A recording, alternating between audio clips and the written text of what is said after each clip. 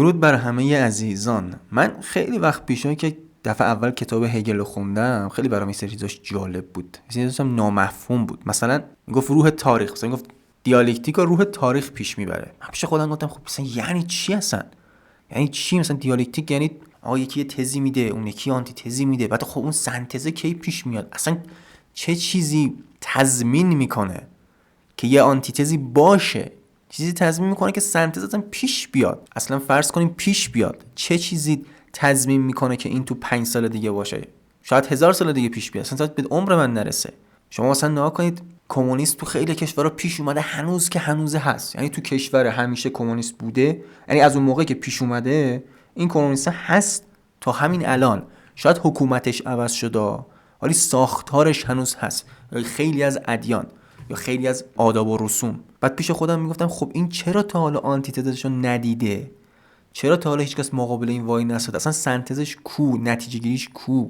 خلاصه خیلی عجیب بود واسم. پیش خودم گفتم بابا این هگل اومده یه چیز عجیبا غریبی گفته و توضیح داده که هیچکی نفهمه، که مردم بگن وای این چیز سختی گفت ما نفهمیدیم. این خیلی فهمیده است. مثل جی.کی رولینگ کتاباشو اونقدر میپیچونه به هم، یه کتاب نوشته واسه بچه‌ها اونقدر میپیچونه به هم، اونقدر داستان اینور اونور میکنه، تو در تو میکنه که همه میگن وای چقدر پیچیده بود، من اصلا فکر نمی‌کردم این اتفاق بیفته.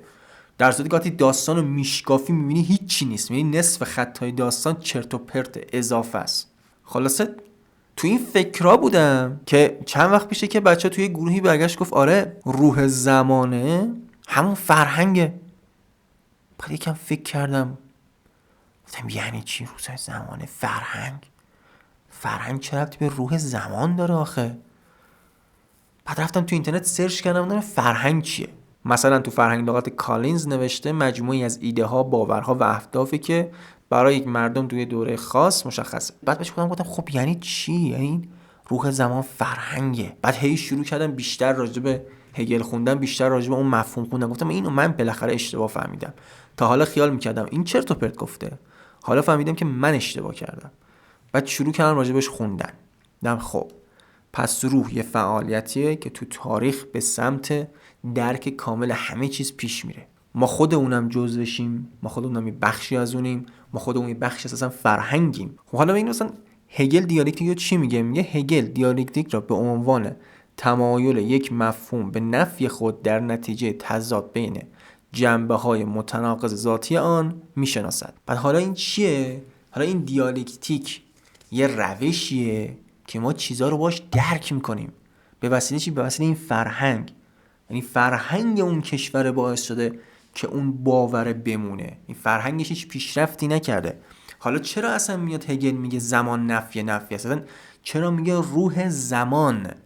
چرا میگه زمان؟ چون فرهنگ چیه؟ فرهنگ یه سری از ایده ها باوراست که توی یه بازه اتفاق میفته. اگه این زمان رو ازش بگیریم، یعنی ما اگه توی 1 ثانیه اینو در نظر بگیریم، اصلا فرهنگ پیش نمیاد. اصلا فرهنگی نیست، فقط یه سری اتفاقایی هم که میافتن، ولی چون توی یه بازه تاریخی داره اتفاق میفته، این ایده ها با هم ربط دارن، بالاخره افکار اون مردم، روابط اون مردم مشخص میکنن. حالا اگه یه فرهنگ یه جامعه‌ای، روح اون جامعه، حالا نمیخوام کلمه ضعیف استفاده کنم، ولی مثلا چجور بگم، اون نتونه جلوی ایده های بد وایسه، نتونه اصلا از خودش خلاقیت به خرج بده که نظرات متفاوت بده، اونقدر باز نباشه، اونقدر آزاد نباشه که خودش رو نفی کنه. بالاخره نفی کردن هم یه آزادی میخواد. شما همین که خودتون یه چیزی میگید باید یه آزادی داشته باشید، باید یه فکری داشته باشید که بتونید رو حرف خودتون فکر کنید، بتونید اصلا ردش کنید یا قبولش کنید. بعد این خیلی برام روشن شد. گفتم این فرهنگایی که این ادیانی که این مثلا کمونیسم خیلی زیاده که من پیششون فکر میکردم چرا اینا سنتز یا آنتیتزشون رو ندیدن، فقط به خاطر این فرهنگه بوده. حالا فقط نه، ولی خب بیشتر به خاطر این فرهنگه بوده. یعنی این فرهنگ، این روح زمان اونقدر اینو کش داده که نتونسته آنتیتزشو ببینه یا سنتزشو ببینه. تو کشور خودمونم میبینیم یه اتفاقی افتاده خیلی سال پیش، هنوز که هنوز ما نتایجشو داریم میبینیم، هیچ کس هم نمیاد جلوش وایسه، چه خوب چه بد. بعد پیش خودم گفتم وای این بشر چقدر فهمیده بوده که اینو گفته. البته بعدش رفتم کتابای هایدگر رو خوندم، دیدم نه، هایدگر هم یه سری ایده‌ات ازش میگیره و حالا همه ایراد دارن. هایدگر هم اومده دوباره آنتیتز به تز اون داده و سیستم اینجوریه. پس حالا داستان چیه؟ پس حالا کلن حرف چیه؟ این که آقا روح زمان یا همون فرهنگ سنگ بنای تاریخه. پس اگه یک کشوری فرهنگ درستی نباشه، تاریخش نابود میشه. چون هیچ کس نمیتونه ایده بده. هر کسی هم که ایده بده نمیتونه آنتیتز در برابرش وایس، آنتیتز خوب در برابرش وایس. پس سنتز خوبی نیست، پس کشور پیشرفت نمیکنه، ایده خوبی براش نمیاد. حالا کلا حرفم از این ویدیو این نبود که بگم حالا هگل چی گفته یا من چی فهمیدم، مثلا اینا مهم نیست.